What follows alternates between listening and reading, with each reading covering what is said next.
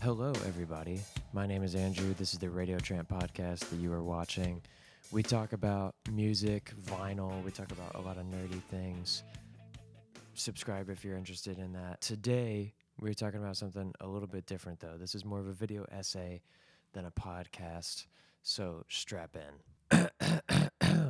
Today's breaking news. The United States just dropped a banger. It's called We Arrested a Dude for Streaming Music. Dude, this guy's marketing campaign is crazy. He got arrested by the United States. The United States Attorney's Office reports that 52-year-old Michael Smith was arrested September 4th, 2024 on felony charges of wire fraud conspiracy, and money laundering conspiracy for creating a, quote, scheme to create hundreds of thousands of songs with artificial intelligence and use automated programs called bots to stream the AI-generated songs billions of times. It is alleged that he fraudulently generated over $10 million in royalties between 2017 and 2024. This case sets a precedent for the future of music with AI and how we think about the internet and streaming. Absolutely fascinating. I can't believe this guy was the first to do it. We've seen the TikToks about, hey, if you just make a song, put it on Spotify, and then play it on repeat on your account, you'll make this much money. This guy actually did it. But not only did he do it, he did it on steroids.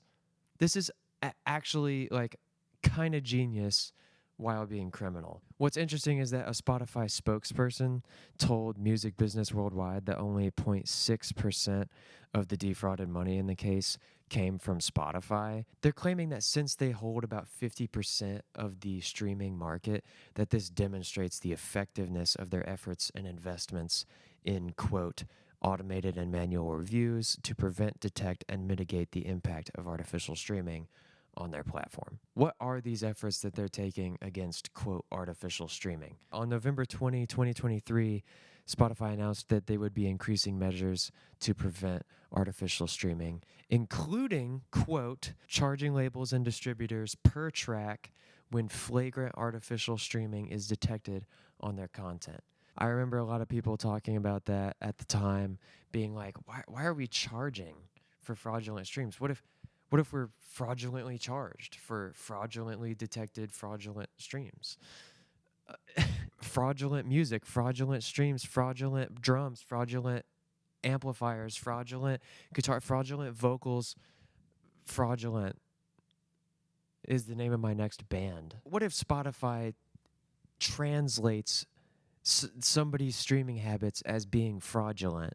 And they're not. People could get charged for no reason. Two things for me personally that this might have an effect if via my streaming styles.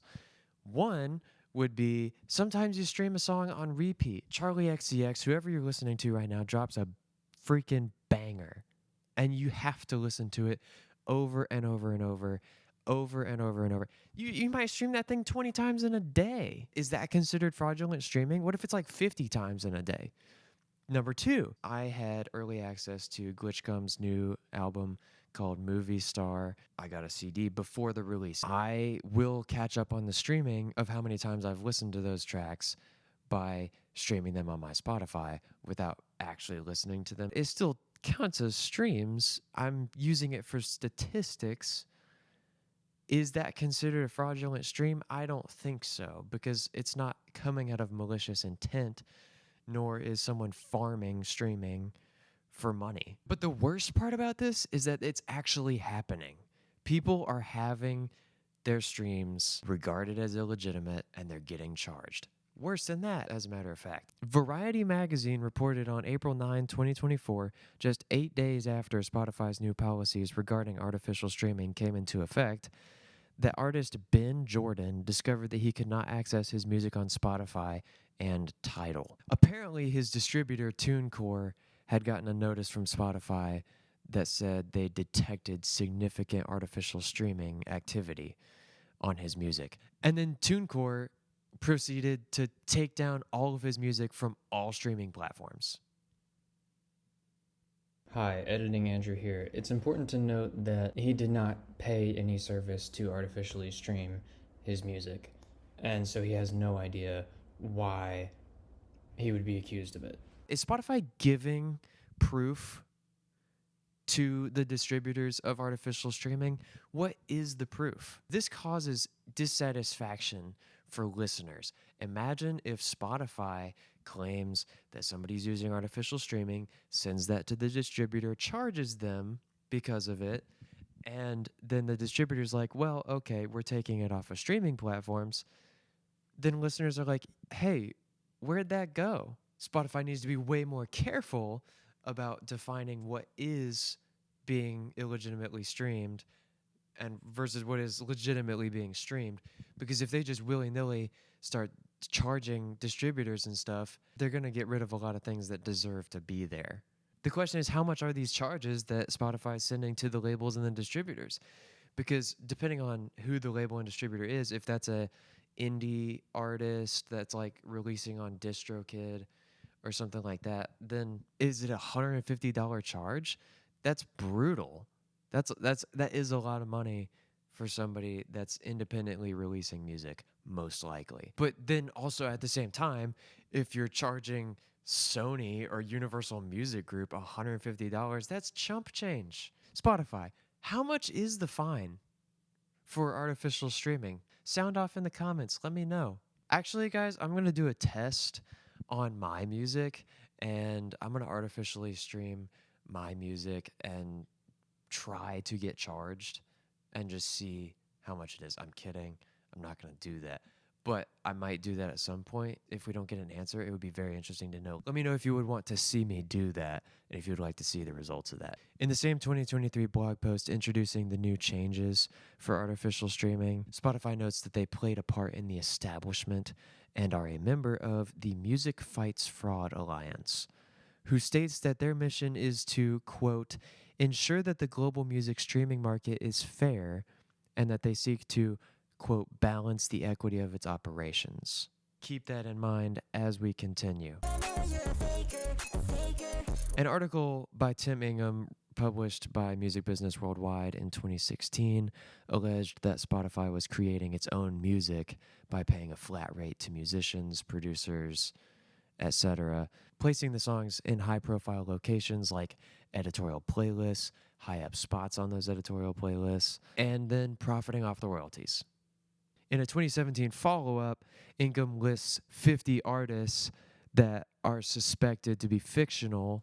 He suspected these profiles because these profiles didn't have many songs associated with them, had no other social media presence anywhere else, and very little presence on the internet, if any. But they all achieved placement on editorial playlists. What do you know? That's crazy. First party Spotify playlists. Those are created by Spotify. Those are your little rock and roll 500, workout rock, driving to the mall pop, music to listen to when you're tired on a plane. It's that stuff. It's the chill ambient vibes. Mood, I just crapped my pants. Mood, I'm sad because I don't have any more chocolate milk in the fridge. Stuff that your mom would listen to in 2002. Dad rock, son rock, cousin rock.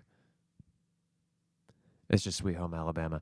Anyway, stuff like that. Spotify denied the allegations in a statement to Billboard, saying, we don't own rights, we're not a label, and we don't pay ourselves. Okay, but who is making these artists? Of course, they could be real, authentic people that are making music. Maybe the Spotify playlist editors do think, oh, this is really great music. We love it. We want to put it on our mood, grilling in the backyard, but my dad never taught me how to playlist. But here's the thing. I've pitched music on Spotify for artists before to get into playlists. I was like, I distinctly remember there being a little window that says like, oh, tell us how you're going to promote this music in your pitch. I was correct. I released a song. I pitched a song. I've had this for a while. I just didn't feel like releasing it. And I was like, this is a perfect excuse to do so. It's called Without Sale. It was a little test. It was a guinea pig. It was our little Trojan horse into Spotify. And yes, you can see the screenshot of it saying that exact thing. It says, "Hey, write us a little bit about how you're gonna promote this on your social media and whatever else." See, that's the thing that makes it weird about why are these people making it onto editorial playlists, because they're not promoting it on social media because they don't have a social media presence. So how are they making it there? I used to do stuff on social media. Bands I've been in do stuff on social media to promote this stuff, and we don't get playlisted. So what is this? What does it take? Apparently, I just got to be fake. I got to just. We need to tell them how you're promoting this. Yeah, I'm making 20-second TikToks that are like, if you like Harry Styles and Slipknot, this music is for you. POV, your music really surprises people because of how edgy it is, but it's still pop music. Yes, I'm filming social media content that has nothing to do with my music, and it's just supposed to be funny, and yet I'm supposed to be taken seriously as an artist. When your drummer shows up late to rehearsal and you don't know what to do during the breakdown without him, when your bass player and your drummer are making out in the corner and your guitar player and singer don't know what to do, yeah, I'm just going to make memes, and that's my promotion. Bottom text, lower text.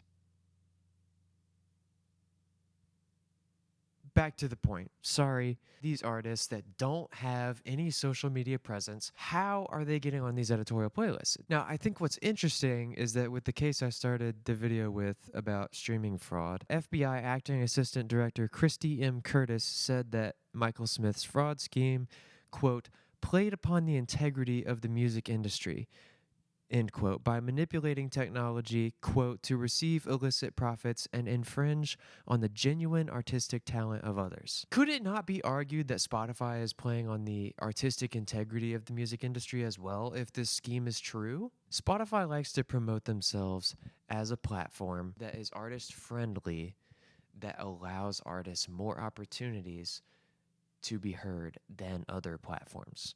Thus Spotify for artists, thus playlist pitches, etc. Yeah, I know Apple Music has playlist pitches and stuff too, but Spotify is generally more well known for that. Information on Spotify for artists notes that an artist can stay on their editor's radar by, quote, building a fan base and engaging with an audience on Spotify and beyond. Spotify is telling artists that, hey, here's what it takes to get on our playlist. You need to tell us how you're promoting it, which suggests that you need to be promoting it, which, of course, you should. 2, you should be actively building an audience and a fan base and engaging with them that would suggest through social media and internet platforms, they're suggesting that that's what it takes to make it on a Spotify editorial playlist. However, not for these guys, because they've got the inside ticket. For artists that are trying to pitch their music onto Spotify editorial playlists, it's incredibly frustrating to see these songs on there that are clearly not promoting their stuff. If Spotify is doing this, they are completely gaming artists and lying to them by doing this. And it's playing upon the integrity of their business model, of the music industry as a whole, of art, etc. Additionally, to fans. They're lying to fans. I don't know how you use playlists, but I use playlists every now and again to find new artists, to find new music, stuff like that. We're expecting Spotify to promote the best new stuff that's coming out. That's what they say they do. That's why they have artists pitch their music to get onto editorial playlists. That's why they pay people to curate these playlists. That suggests that that's their thing. They like to do that. They're promoting new artistry. That's kind of playing on the integrity of the music industry and of their platform to put fake artists on their playlists. I find it ironic, personally, for Spotify to be in the Music Fights Fraud Alliance, whose mission is to ensure that the global music streaming market is fair and balance the equity of its operations, when it's not very equitable. It's not very fair for these songs to get onto an editorial playlist when they're not promoting their music. They have no social media. They're not engaging with a fan base. If building and interacting with an audience is something that helps artists get noticed by editors and placed onto Spotify playlists, how are these artists with no social media presence, no demonstration of connection with an audience, and without true evidence of even having an audience, how are they making it onto high level Spotify playlists with great placements and getting millions of streams? Something to note is that Spotify has never turned a profit since they began. Ironically, things have been looking up for Spotify, but this is the way that they put it. In the 2023 fourth quarter, they said that they lost less money than expected. Yeah, okay, that's not great still. They do predict this as a positive sign towards being on the right track moving forward in business. They reported record high gross margin and operating income for the second quarter of 2024. So their money might be getting a little more intact recently, but other things are not. Their total reported monthly active users fell short of their own predictions, which, according to their CFO, highlights, quote, challenges in user acquisition and retention, particularly in developing markets. The thing is, Spotify definitely has the motivation to do this because they're making money. They are filling in the gap between the money they're obviously not making with promoting real artists and real music. Their business format just doesn't work well. It doesn't turn a profit. How are they still in business? Any other business that hasn't turned a profit by now would be. Spotify is in a very special position because they do hold 50% of the market share. They're probably the only ones who can engage in this activity while making a profit at the same time because they're the only platform that really has enough usership to do that. Technically not illegal what Spotify is doing here with this alleged alleged, alleged, alleged, alleged, alleged, alleged, alleged. Even if this alleged fraud scheme comes out to be true, Spotify admits to it, whatever. Is there any legal ground to do anything to them? I don't know. I don't think so. It's kind of weird. It's kind of shady. It's their own platform. I'm not saying they can do whatever they want, but it doesn't exactly break a law, does it? I would really like to know your thoughts on the future of streaming. Is Spotify doing this? Give me reasons that they're not. Please find reasons that they wouldn't want to do this, that they don't have the motivation to do this. If you can find some information that would suggest that these allegations are untrue, please let me know. Please drop them in the comments. Please DM them to me. My cell phone number is, my home address is, my place of work is, my latitude and longitude are. If you're an artist out there trying to release music, this should be a big deal to you. Spotify does not really care about your music and about getting it on the platforms, and your efforts for getting music on the platforms are meaningless if these guys can make it on there without promoting their music. Spotify, more like Shotify, because it's really bad. It's gross. Also, let me know your opinions. What do you think this means for us as listeners, for us as creators of music, as artists? At what point should we respond to Spotify charging artists and distributors and labels for artificial streaming? Buy records, folks. That's what I'm saying. Please buy records. Thank you for watching. Like, subscribe for more of this type of content. We talk about records. We talk about digital audio converters. We interview musicians. If you have a topic for us, let us know in the comments. We'd love to do it if we want to. If we'd love to. We'd love to do it if we want to. Maybe we don't. Maybe we do. I don't know. We'll see. Put it in there. We'll see. We just love to hear from you. We want to build a community and engage with our fan base. because that's the ticket to getting our podcast on Spotify. Oh, what do you know? Sorry.